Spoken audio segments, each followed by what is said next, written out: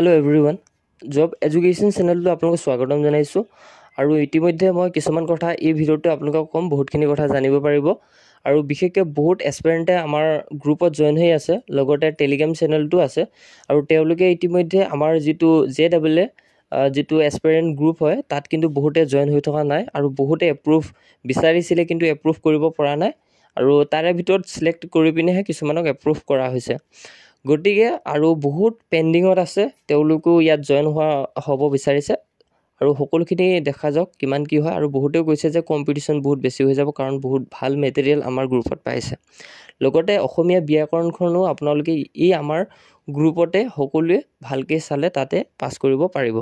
গতিকে ইয়াৰ বাবে আৰু দিব আছে অসমীয়া ব্যাকৰণ, সেইখিনি আপোনালোকে পাই যাব। গতিকে যিবিলাক বস্তু দিয়া হৈছে চব এক্সাম অৰিয়েণ্টেডে আপোনালোকে পাইছে।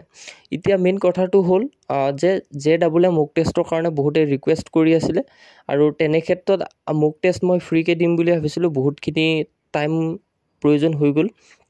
গতিকে তেনে ক্ষেত্ৰত আপোনালোকৰ পৰা এটা সামান্য মূল্য অৰ্থাৎ 99 ৰুপিছত আমি এটা মক টেষ্ট লঞ্চ কৰিছোঁ, আৰু যিটো আপুনি এক্সাম অৰিয়েণ্টেড মক টেষ্ট পাব। লগতে সময়টো আপুনি ভালকৈ মেনেজমেণ্ট কৰিব পাৰিব, যিহেতু এক্সামৰ টাইম মেনেজমেণ্টটো বহুত ইম্পৰ্টেণ্ট হয়। আৰু ইয়াতে আপোনালোকৰ টপিক ৱাইজ থাকিব, যেনেধৰণে জেনেৰেল ইংলিছ থাকিব, আৰু যেনেধৰণে আগতে আহিছে পেপাৰবিলাক তেনেধৰণে এই ৰুলবিলাক ফ'ল' কৰা হৈছে। যেনেকৈ চিনো এণ্টো 10 মাৰ্কছ, আৰু লগতে প্ৰেপজিশ্যন 10 মাৰ্কছ, এনেধৰণে সকলোখিনি আমি ফ'ল' কৰিছোঁ। লগতে জেনেৰেল ইংলিছখিনি এনেকৈ থাকিব, লগতে জেনেৰেল নলেজ, আৰু লগতে আছাম জিকে এইখিনিও থাকিব। লগতে মেথমেটিক্স থাকিব, লগতে কম্পিউটাৰ জিকে আৰু ৰিজনিং। আৰু ইয়াতে বিশেষকৈ বহুতে সুধিব যে একদম কমন আহি যাব নেকি এক্সামত। তেনেকুৱা নহয়, যে আপুনি কেনেধৰণে প্ৰত্যেকটো ছাবজেক্টৰ লগত আপুনি কেনেকৈ এপ্ৰ'চ কৰিব, সেই বিষয়টোহে মেইন ইম্পৰ্টেণ্ট মক টেষ্টৰ। লগতে কি কি টপিক আহিব সেই বস্তুটো আপোনাৰ মাইণ্ডত অলৰেডি আহি যাব।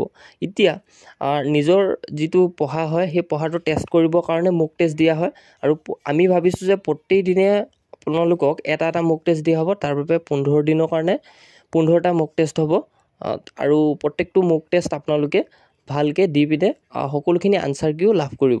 যিহেতু এটা মক টেষ্ট ৰেডি কৰা হৈছে, লগতে আপোনালোকে যদি ভাবে যে এই মক টেষ্টটো লওঁ, আৰু আপুনি যদি নিজেও ভালকৈ এইখিনি বিষয়বস্তু জানে, তেতিয়া মক টেষ্ট ল'ব নালাগে। যদি আপুনি ভাবে যে মোৰ পঢ়া সম্পূৰ্ণ ভালেই হৈছে, গতিকে মক টেষ্টটো দি চাওঁ, কিমান মাৰ্ক আছে, কোনটো ছাবজেক্টত উইক আছে, সেইখিনিও আপুনি চাব পাৰিব।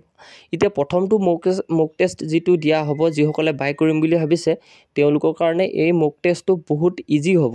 প্ৰথম মক টেষ্টটো, তাৰপিছত আমি বহুতখিনি লাহে লাহে আপোনালোকক টাফ লেভেল লৈ যোৱা হ'ব মক টেষ্টটোৰ। আৰু ইয়াৰ ক্ষেত্ৰত আপোনালোকৰ বেনিফিট কি হ'ব, লগতে যিসকলে আমাৰ এই মক টেষ্টটো বাই কৰিব তেওঁলোকৰ কাৰণে লুচেণ্টৰ যিখিনি হাইলাইট পইণ্ট হয়, সেই পইণ্টখিনি আপোনালোকে উপলব্ধ হ'ব। আমাৰ পাৰ্চনেলি আপোনালোকক দি দিয়া হ'ব, যে যিসকলে বাই কৰিব, স্ক্ৰীনশ্বট যিসকলে বাই কৰি পিনে পঠিয়াব, তেওঁলোকক লুচেণ্ট কিতাপখনৰ কি বস্তুখিনি পঢ়িলে আপোনালোকৰ এক্সামত আহে, সেই বস্তুখিনিও আপোনালোকৰ বহুত বেছি প্ৰেছাৰটো কমি যাব। গতিকে প্ৰথম কথাটো হৈছে, আপুনি যিমানেই বহুত ডাঙৰ মক টেষ্ট লওক, বা যিমানেই ভাল পেইড কোৰ্চ লওক, একদম এক্সপেঞ্চিভ আপুনি পেইড কোৰ্চ লৈছে, যদি আপুনি নিজে এপ্ৰ'চ নকৰে বা নিজে যদি ভালকৈ নপঢ়ে, তেতিয়া কেতিয়াও পাছ কৰা সম্ভৱ নহয়। গতিকে যিসকল ব্যক্তি বা এছপাৰেণ্ট আছে, তেওঁলোকে যদি ভাবে যে এই মক টেষ্টটো লওঁ বুলি, নিশ্চয়ৰূপে আপোনালোকৰ এক্সামত বহুতখিনি টাইম মেনেজমেণ্ট হ'ব। আৰু প্ৰথম মক টেষ্টটো বহুত ইজি দিয়া হ'ব, তাৰপিছত আপোনালোকে টাফ লেভেলত গৈ থাকিব। যে ইজি আহিলে কেনেকৈ আপুনি এপ্ৰ'চ কৰিব, আৰু টাফ লেভেলত গ'লে কেনেকৈ এপ্ৰ'চ কৰিব, ইয়াতে গম পাব পাৰিব। তো ইমানখিনি ইনফৰমেশ্যন আছিলে, ভালকৈ কষ্ট কৰক। আৰু আমি সকলোখিনি গ্ৰুপত ফ্ৰী মেটেৰিয়েলছ দি থকা হ'ব, যিসকলে মক টেষ্ট বাই কৰিলেও পাব, বাই নকৰিলেও পাব। গতিকে মক টেষ্টটো যিসকলে লয় তেওঁলোকক এটা বেছি প্ৰায়ৰিটি দিয়া হ'ব। গতিকে ইমানখিনি আছিলে ইনফৰমেশ্যন। আৰু আপোনালোকে নাভাবিব যে মক টেষ্টটো কিনিলেহে পাছ কৰি যাম নেকি, বা এনেকুৱা নহয়। আপোনালোকক ফ্ৰী মেটেৰিয়েলছখিনি দিয়া হ'বই। বাকী যিসকলে ভাবে যে নিজকে টেষ্ট কৰি চাওঁ, তেওঁলোকে মক টেষ্টটো ল'ব পাৰিব। তো ইমানেই আছিলে জব এডুকেশ্যনৰ ফালৰ পৰা। গতিকে আপোনালোকে ভালকৈ প্ৰিপেৰেশ্যন কৰক। তো ইমানেই আছিলে আপোনালোকৰ এইখিনি ইনফৰমেশ্যন।